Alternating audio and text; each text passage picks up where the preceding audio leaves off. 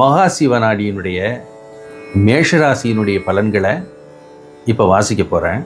தைரியங்கள் நட்பாலும், அதாவது நட்பு, நெருங்கிய நட்பின் மூலமாக உங்களுக்கு உதவியும் தைரியங்களும் பெருகும்.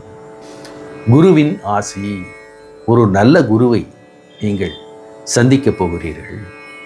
குருவனுடைய ஆசியை பெறப்போகிறீர்கள்.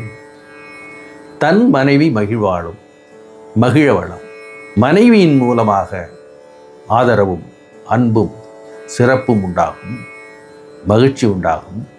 அருளும் மேவ, இறைவனுடைய அருளையும் பெறப்போகிறீர்கள்.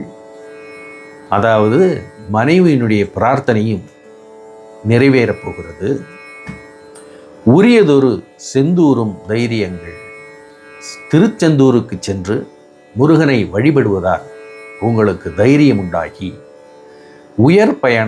உயர்ந்த பயணங்கள், வெளிநாட்டு பயணங்களையும் நீண்ட தூர பயணங்களையும் அதன் மூலமாக லாபங்களையும் பெற்று